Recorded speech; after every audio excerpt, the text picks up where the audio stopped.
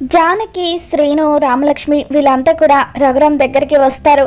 ఇక రఘురాంలో ఎటువంటి చలనం లేదని, తను బతకడం కష్టమేనని స్వామీజీ చెప్పడంతో జానకి ఒక్కసారిగా కుప్పకూలి ఎంతగానో ఏడుస్తూ ఉంటుంది. అలా అనకండి స్వామి, ఎలాగైనా సరే నా దేవుణ్ణి బతికించండి అని చెప్పి జానకి బతిమలాడుతూ ఉంటే, నేను చేయవలసిన ప్రయత్నం అంతా కూడా చేశానమ్మా, ఇకపై ఆ దేవుడే దిక్కు అని చెప్పి ఆ స్వామీజీ అంటూ ఉంటారు. ఈయనను నా దగ్గరికి తీసుకొచ్చినప్పుడే ఈయన బతకడం కష్టమని మీతో చెప్పాను, కానీ మీరే నన్ను ప్రాధేయపడడంతో నా వంతు ప్రయత్నం నేను చేద్దామని చెప్పి వైద్యం చేశాను. అయినప్పటికీ ఈయనలో ఇప్పటి వరకు ఎటువంటి చలనం లేదు. నెమ్మదిగా శరీరం అంతా కూడా నీలం రంగులోకి మారిపోతుంది. ఇక ఈయన బతకడం కష్టమేనమ్మా, చివరి చూపు చూసుకోండి అని చెప్పి స్వామీజీ చెప్పడంతో ఇక అంతా కూడా ఎంతగానో ఏడుస్తూ ఉంటారు. ఒక్కొక్కరిగా రఘురాం దగ్గరికి వచ్చి రఘురాంని చూసి బాధపడుతూ ఉంటారు. ఇక ముందుగా జానకి రఘురాం దగ్గరికి వచ్చి, ఏమండి ఒక్కసారి కళ్ళు తెరవండి, ఈ రఘురాం లేకపోతే జానకి కూడా లేదు. దేవుడు నాకింత అన్యాయం చేస్తాడని నేను అస్సలు అనుకోలేదు. మిమ్మల్ని కనుక ఆ దేవుడు తీసుకువెళ్ళాలని నిర్ణయించినట్లయితే మీతో పాటు నేను కూడా వచ్చేస్తాను.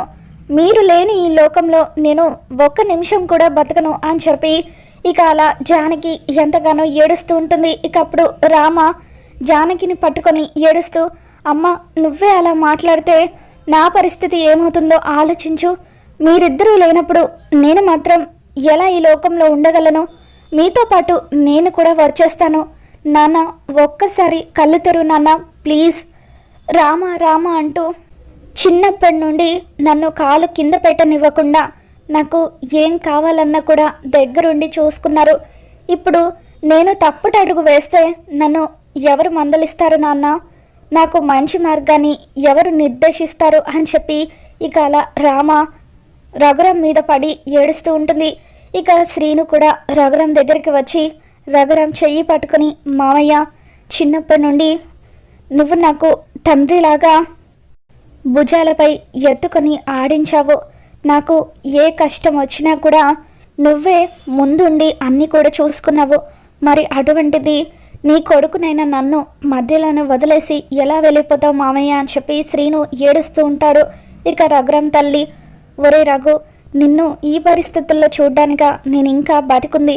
ఆ దేవుడు నీకు బదులుగా నన్ను తీసుకుపోయినా బాగుండు అని చెప్పి ఊరందరికీ ఏ కష్టం రాకుండా చూసుకునే నా కొడుకుని ఈరోజు నేను ఇటువంటి పరిస్థితుల్లో చూడవలసి వస్తుందని అస్సలు అనుకోలేదని చెప్పి ఎంతగానో ఏడుస్తూ ఉంటుంది.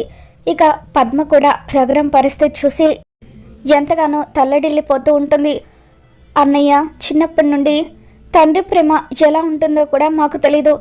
నువ్వే ఇంటి పెద్దగా తండ్రిలాగా నన్ను, తమ్ముడిని ఇద్దరిని కూడా కళ్ళల్లో పెట్టుకొని చూసుకున్నావు. అటువంటి పెద్ద దిక్కైన నువ్వు మా మధ్య లేకపోతే మేము ఎలా ఉండగలం అన్నయ్య అని చెప్పి ఇక పద్మ కూడా ఎంతగానో ఏడుస్తూ ఉంటుంది.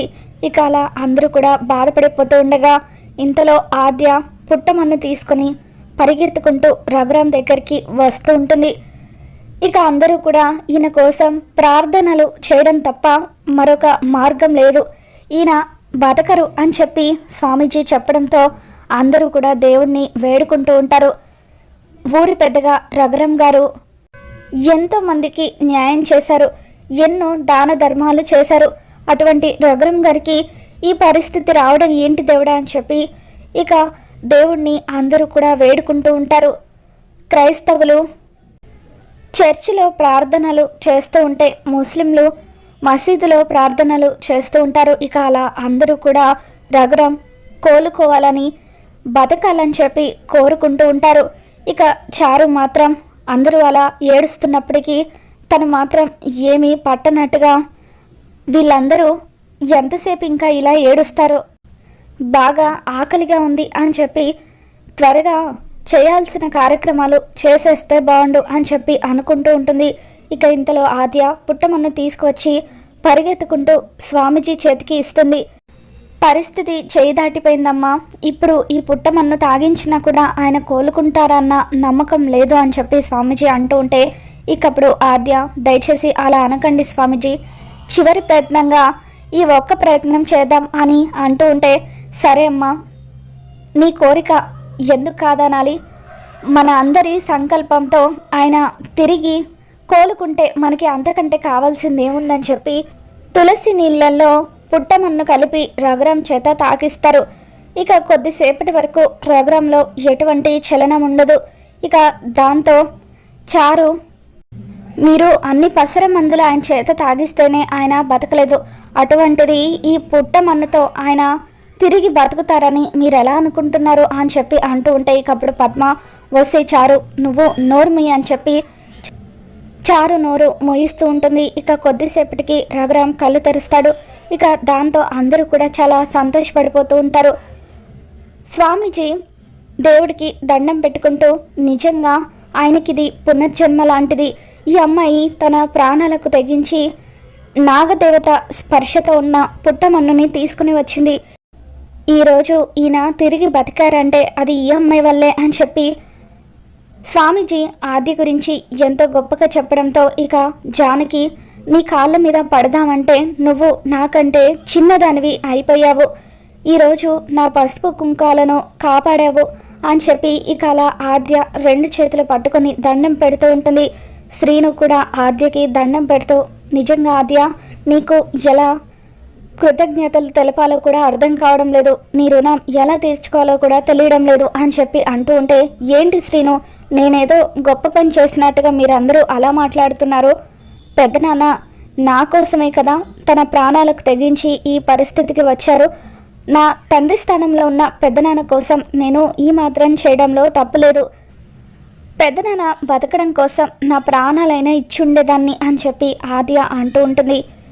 ఇకప్పుడు శ్రీను చారు వైపు చూస్తూ, చూసావా, నిజమైన ప్రేమ అంటే అది, ఏదో మొక్కుబడిగా పూజలు చేస్తానని ముందుకొచ్చి మధ్యలో దాన్ని వదిలేయడం కాదు అని చెప్పి అంటూ ఉంటాడు. సరేలేరా, చారుని అనడం ఎందుకు, అన్నయ్యకి ఇప్పుడు బాగైపోయింది కదా, అందరం ఇంటికి వెళ్ళిపోదాం అని చెప్పి పద్మ అంటూ ఉంటే, ఇక అంతా కూడా ఇంటికి తిరిగి వస్తారు. చారు పాము సంగతి ఎక్కడ బయటపడిపోతుందేమోనని చెప్పి ఎంతగానో టెన్షన్ పడుతూ ఉంటుంది. చారు తండ్రి అప్పుడే చారుకి ఫోన్ చేస్తాడు. ఏమ్మా, అక్కడ పరిస్థితి ఎలా ఉంది, మీ పెద్దనాన్నని పాము కాటేస్తే అదేదో ఊరికి తీసుకువెళ్ళాడట కదా, ఉన్నాడా పోయాడా అని చెప్పి చారు తండ్రి అడుగుతూ ఉంటే, ఆయన ఆయుష్ గట్టిదిలాగా ఉంది, అందుకే బతికాడు, ఆ ఆద్య ఉంది కదా పుట్టలో మన్ను తీసుకువచ్చి ఆయనను బతికించింది అని చెప్పి చారు జరిగిందంతా కూడా తన తండ్రికి చెబుతూ ఉంటుంది. ఆ ఆద్యను చంపడానికి ఎన్ని ప్లాన్లు వేసినా కూడా ఒక్కటి కూడా వర్కౌట్ అవ్వడం లేదు, అప్పుడేమో మంటల్లో తోసినా కూడా బావ పూజల వల్ల ఇది బతికింది, ఇప్పుడేమో ఈయన పోతాడనుకుంటే దీని పూజల వల్ల ఆయన బతికాడు అని చెప్పి ఏంటో ఒక్కటి కూడా కలిసి రావడం లేదని చెప్పి చారు తన తండ్రితో ఫోన్లో మాట్లాడుతూ ఉంటే, అప్పుడే అక్కడికి వచ్చిన శ్రీను చారు మాటలు విని ఒక్కసారిగా షాక్ అవుతూ ఉంటాడు. ఇప్పుడు ఏమన్నావు, ఆద్యని చంపాలని నువ్వే ప్రయత్నించావా, అంటే ఇంట్లోకి పాము రావడానికి కూడా కారణం నువ్వేనా, మర్యాదగా చెబుతావా లేదా అని చెప్పి శ్రీను చారుని నిలదీస్తూ ఉంటే, ఏంటి బావా, నేనేదో మాట్లాడుతూ ఉంటే నువ్వేదో మాట్లాడుతున్నావేంటి అని చెప్పి చారు అంటూ ఉంటుంది. ఇకప్పుడు శ్రీను, లేదు, నీ మాటలు నేను క్లియర్గా విన్నాను, ఆద్యని నువ్వే చంపాలనుకున్నావని మీ నాన్నతో మాట్లాడడం నేను విన్నాను, ఇప్పుడే నీ సంగతి తెలుస్తాను అని చెప్పి చారుని లాక్కొచ్చి హాల్లో నిలబెడతాడు. ఇక అందరినీ పిలుస్తాడు. మావయ్య, ఆ రోజు ఆద్యకు మృత్యుంజయ హోమం జరిపిస్తూ ఉండగా ఇంట్లోకి పాము ఎలా వచ్చిందో తెలుసా, ఇదిగో ఇదంతా దీని పనే, అంతేకాదు ఆద్యని మంటల్లో తోసింది కూడా ఇదే, చెప్పు, నిజం చెబుతావా లేదా అని చెప్పి శ్రీను అలా చారు చెంప పగలగొడుతూ ఉంటాడు.